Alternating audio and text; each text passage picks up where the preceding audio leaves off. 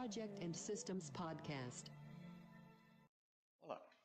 No podcast anterior, nós vimos a área de análise de negócios, ou Business Analysis, e vimos que, independentemente dos diferentes nomes e funções, ela é a área responsável por, tendo um negócio desenvolvido, conseguir traduzir tudo o que é necessário para se fazer em requisitos e encaminhar uma solução.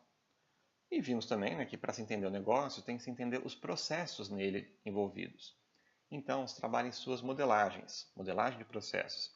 Isso é uma área tão importante, crescendo tanto, que é reconhecido como uma própria disciplina, que é a análise de processos, ou Business Process Management.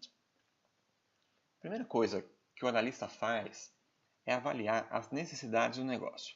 Então, ele vai identificar um problema ou uma oportunidade que se tem e ele vai abordar o estado atual de um processo, de um negócio, como está funcionando esse processo atualmente e o que se tem que melhorar.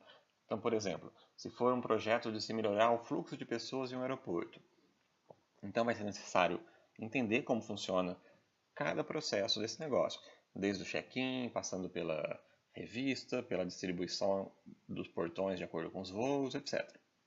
E toda essa análise é documentada em um plano de negócios, ou um business case. Esse é um documento extremamente importante, que nós devemos fazer antes de qualquer novo negócio.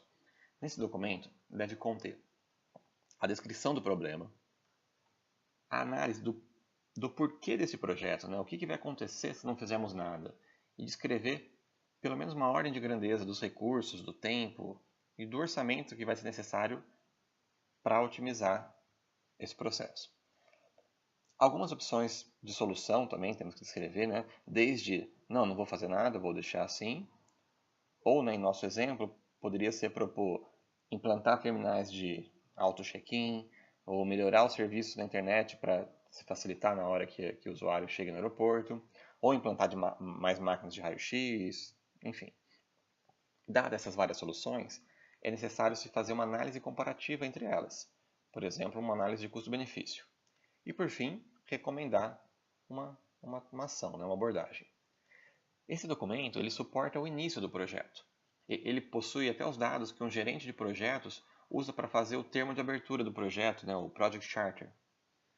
E aí, começado o projeto, o foco do analista é nos requisitos. Essa área também é de grande importância na perspectiva da engenharia de sistemas, quando o projeto é voltado para a construção de um sistema, onde os requisitos têm que ser levantados porque eles que vão guiar todo o design. Bom, os requisitos eles devem ser elicitados. Elicitar é uma palavra que não existe no português. Ela vem do elicit, em inglês. Mas ela se usa bastante porque, na sua definição em inglês, ela já engloba buscar os dados para um requisito, escrever, modelar, refinar. Então ela já virou um jargão nessa área. Já falamos sobre algumas técnicas para se escrever os requisitos em outros podcasts. Um acrônimo que se usa bastante na área de requisitos é SMART, inteligente em inglês. Então, cada letra é uma característica que um bom requisito deve ter. Então, por exemplo, o requisito tem que ser S, específico, M, measurable, quantificável, o A e o R, que é attainable, e reasonable, que é alcançável, não ser algo impossível, e o T, traceable, ser rastreável, de onde ele veio esse requisito, se ele foi o desdobramento de um outro requisito.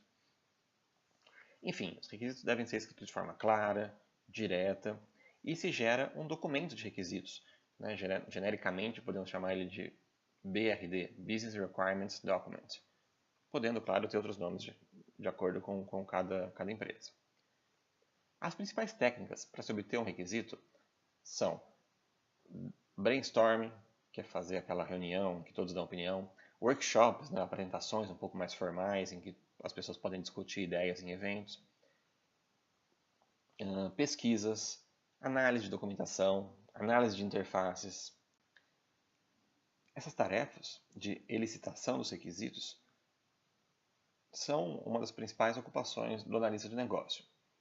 Tendo o requisito, entra a parte de modelagem, feita muitas vezes pelo analista de processos, ou também pelo analista de negócios, como se quiser chamar. Os processos que vão ser modelados, eles podem ser processos organizacionais, né, relacionados ao funcionamento de uma organização, ou podem ser processos operacionais, que é relativo à produção, à entrega do produto, ao desenvolvimento de um item ou do serviço, ou podem ser processos de suporte. Processos de suporte da organização são, por exemplo, TI, RH, processos jurídicos, etc. Então, o analista, ele modela o as is, ou como é hoje, e então ele trabalha nas melhorias para chegar no to be, que é como deve ser. E a transformação do processo, né, de como era para como deve ser, ou melhor, a implementação dessa transformação também é trabalho do analista. Ou seja, assim como todas as disciplinas, se passa por um ciclo PDCA, né, conforme nós já vimos em outro podcast também, que é toda essa análise que nós falamos até agora, né, o plano do que se vai fazer, a implementação e, após a implementação, a monitoria para ver os resultados. Em posse desses resultados, se toma novamente uma decisão de se replanejar ou uma outra solução de implementar melhor caso a primeira implementação não deu certo, ou, enfim, se entra num fluxo de melhoria contínua. No nosso exemplo, por exemplo, do aeroporto, após nós termos modelado como era o processo antigamente, após nós termos proposto certas mudanças, como instalação de máquinas de raio-x, instalação de terminais de auto-check-in, nós vamos realizar essa implementação, avaliar os resultados depois de um tempo de uso e então ver se nós atingimos quais eram os desejos do negócio ou se precisamos fazer novas mudanças, novas implementações e continuar nesse ciclo. Para se conseguir melhorar um processo, existem vários outros conhecimentos que um bom analista de negócios precisa ter. Então, por exemplo, ele pode conhecer Six Sigma, né, que estabelece as fases para um processo novo ou para um processo existente, além de todo o trabalho estatístico para evitar problemas, para se reduzir defeitos, ou usar as técnicas Lean, que buscam, né, evitar desperdício, como locomoção não necessária, tempo de espera, desperdício, né, overproduction, overprocessing, entre outras áreas que ela tenta buscar, sempre tentando agregar valor para o cliente. E esse é o foco do BPM, né, do Business Process Management. Tem que ser relacionado com entregar valor ao cliente. Então, BPM é uma soma de capacidade de gestão com técnicas e com tecnologia. Na área de tecnologia, a principal linguagem de modelagem que se usa hoje é a BPMN, Business Process Modeling Notation. Ela é uma linguagem poderosa, boa, porque ela consegue ser bem representativa, mas também ser simples o suficiente de se visualizar um processo, mesmo por quem não é um especialista. Ela basicamente é um fluxograma. Então ela possui as caixinhas retangulares, que são as atividades, possui os eventos de tempo, de mensagem, né, que iniciam um determinado fluxo, possuem aqueles losangos que são as decisões, né? Se acontecer tal coisa, vai por este fluxo. Se acontecer outra coisa, vai pelo outro. Ela divide também o fluxograma em algumas chamadas pools ou lanes, né? Que seriam como se fossem raias de piscinas para se dividir o que é do escopo de cada envolvido no processo. Enfim, existem alguns símbolos padrões que são usados, mas que são bastante simples de serem entendidos e bastante poderosos para representar um processo.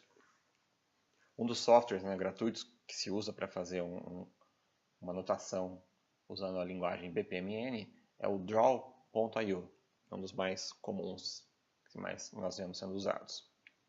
E tem também outras ferramentas que é importante um analista dominar para suas apresentações, para suas análises de soluções. Por exemplo, temos a matriz SWOT, né, que é do inglês. SWOT significa Strength, Weakness, Opportunities and Threats, que é basicamente fazer uma representação, uma tabela com 4 quadrantes, escrevendo lá quais são seus pontos, qual a sua força, seus pontos de maior força, quais são os seus pontos de fraqueza, quais são suas oportunidades que você pode explorar, quais são as ameaças. Então, com isso, é uma boa técnica de mapeamento das coisas que o analista pode ter que abordar. Ou existe também Scoring Matrix, que é uma técnica de se atribuir pesos a algumas decisões que devem ser tomadas Ou seja, o analista justamente analisa as possíveis oportunidades que ele pode ter que escolher e consegue quantificar isso para que seja tomada uma decisão, né, otimizada. A matriz RACI também, né, é um acrônimo do inglês que é responsible, accountable, quem deve ser consultado e quem deve ser informado. Então, a gente consegue, no determinado processo, conseguir mapear todos os stakeholders e ver como cada um tem que ser mapeado nessa matriz. Então, quem é o responsável por essa atividade, quem é o dono dessa atividade, quem deve ser consultado e quem deve ser informado. Use cases também, um diagrama, um UML, que é muito bom para se atribuir atividades para cada stakeholder, para cada ator envolvido em determinado processo. E um último que eu queria destacar, que são as User Stories, que na metodologia ágil, na Scrum, é a forma com que o Product Owner, que é a pessoa responsável por pegar os requisitos junto ao cliente e levá-los à equipe de desenvolvimento para ela desenvolver soluções aos requisitos colocados, ela é estruturada de uma forma bem simples, que são pequenas histórias que ele conta, né, que são as chamadas User Stories, que é também, então, um novo método sendo usado muito hoje em dia, que um bom analista de negócios deve conhecer.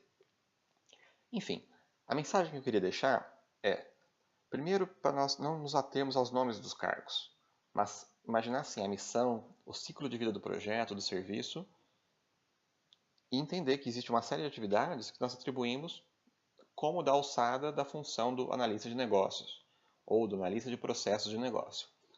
E também entender que existe um arcabouço de estudo com institutos como o IBA, o ABPMP, os handbooks BABOC, CBOC, as certificações CBAP, PMI, PBA, CBPA e ferramentas como a linguagem BPMN que nós devemos conhecer e nos aprofundarmos, né, conforme a necessidade para conseguirmos trabalhar em nossos projetos, em nossos sistemas, quando eles demandarem esses trabalhos. Então, um grande abraço para vocês. Usem bem as funções do analista de negócios.